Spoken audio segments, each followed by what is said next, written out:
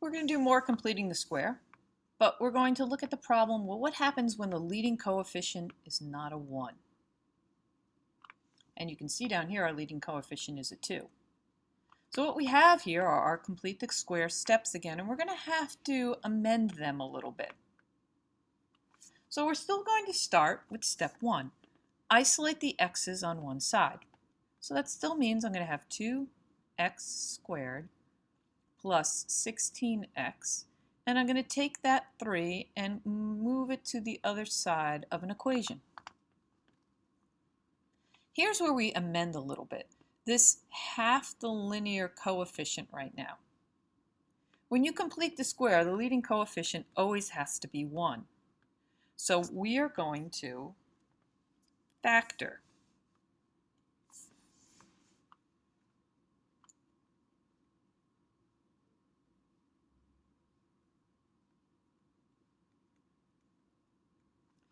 So when I look here, my greatest common factor is a 2. So that's what I'm pulling out. I'm pulling out a 2.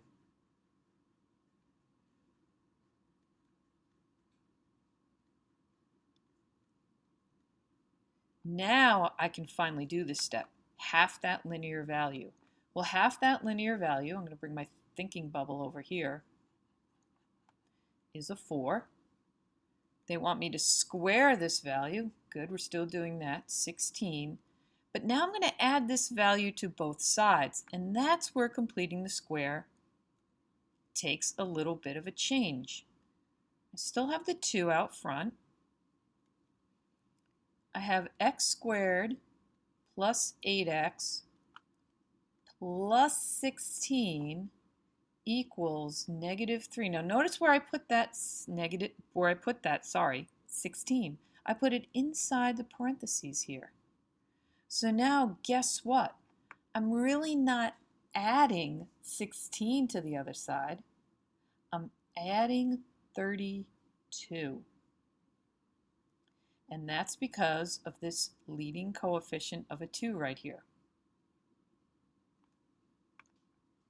And that's what we have to be aware of from now on when we're doing completing the square. We can now continue as is, rewrite the new quadratic as a binomial.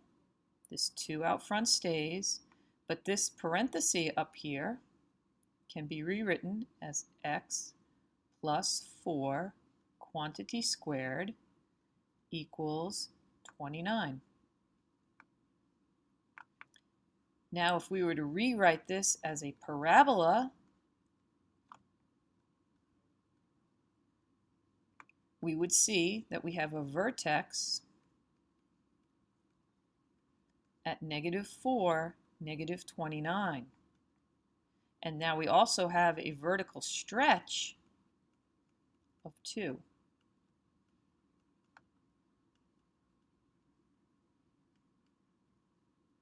And I have, on the wonderful graphing calculator, there is that picture. That's what she would look like. There's our equation, 2x squared plus 16x plus 3. Notice the cursor is right here. I did a minimum, and the minimum is negative 4, negative 29. All right, let's practice some more completing the square, where the leading coefficient is not a 1.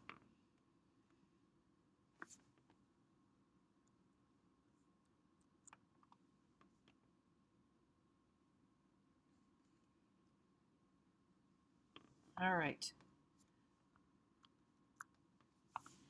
I'm going to isolate the x's. Let's call this example 2. 3x squared plus 12x equals 8. Be careful. You see that the leading coefficient is a 3, and that's not good. The leading coefficient always has to be a 1.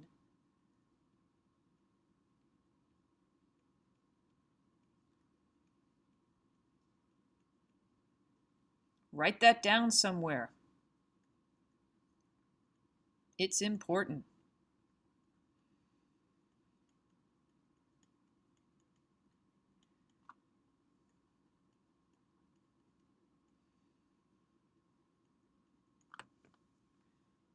All right, next step. Take half the linear variable. Half of 4 is 2. So I have this 4x, and I'm going to have my thinking bubble over here. Half of 4 is 2, and when I square it is 4. So I'm going to add 4 to this side, but careful, I'm not really adding 4 to that other side. I'm adding 3 times 4, so I'm adding 12 to the other side. Rewrite this as a binomial squared, right? X squared. 2 times x is 2x, so I double it to get 4x. 2 squared is 4, equals 20. So now if I rewrite this in parabola graphing form, it looks here like I have a parabola who has a vertex of -2, 20, -20, and who has a vertical stretch of 3. So I'm going to go to my graphing calculator and I'm going to make sure that this is true. Come over here, clear that one out.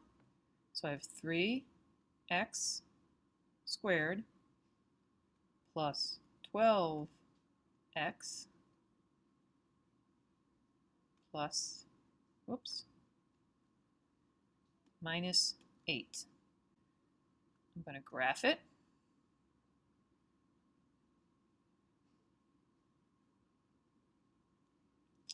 There's my graph. And I'm going to calculate a minimum.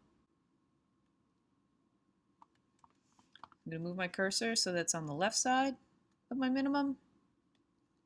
Move my cursor so that's on the right side of my minimum. And let it calculate. And look, there's my minimum, -2, -20. Is that what I got? Yep, -2, -20.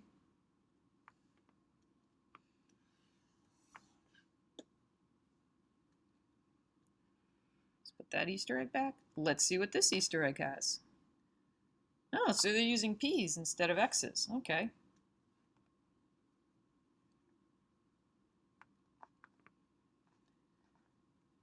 All right, first thing, isolate the x's. So here we are in example 3. I'm going to isolate the x's. In this case, they happen to be p's.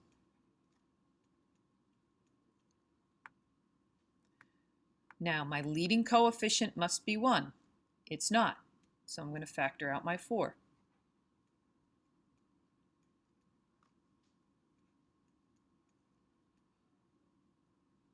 I take half my value. So here's my thinking bubble. I like to write this down so I don't lose it. Half of -3 is -3 halves. And when I square -3 halves, I get 9/4. So I know I have to add that 9/4 to both sides. P squared minus 3p plus 9/4. It goes into parentheses. But remember, I'm not really adding a 9/4 onto this other side. I have to multiply these together. Really? Because I'm adding 4 times 9/4. 4 times 9/4 means I'm really adding a 9. And once again, guys, that's got to do with, can you multiply fractions? If you're not saying, hey, how does 4 times 9/4 get me 9? I don't know what to tell you. All right, so then we still have this -13. Step 3 is rewrite this as a binomial squared. And that's p minus 3 halves. We can still use our shortcut and just use that. Now -13 plus 9 is -4. So if I rewrite this in graphing parabola form,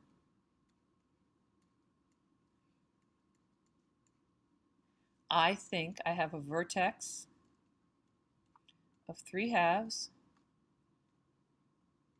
4, and I have a vertical stretch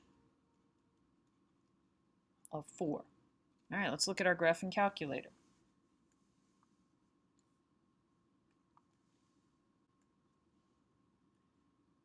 Four x squared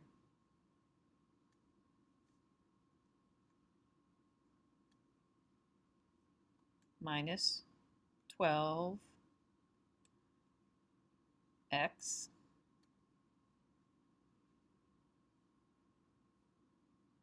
plus 13. Going to graph it.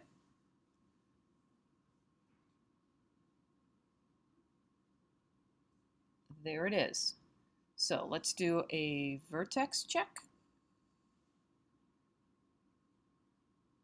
It's a minimum.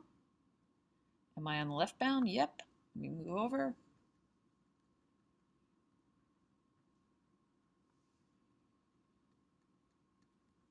Am I on the right? Yep. So it says 1.54. Let's see, is that what I got? 1.54. Now, did you notice anything about this certain parabola?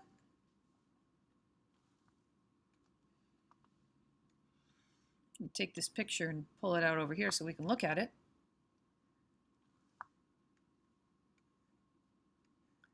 This parabola has no x-intercepts. It doesn't cross the x-axis. That's possible. It still has everything else. It still has its vertex. It still has its line of symmetry. It just doesn't cross. Here's its line of symmetry, right? Going right down there. It just doesn't cross the x-axis. And that is possible.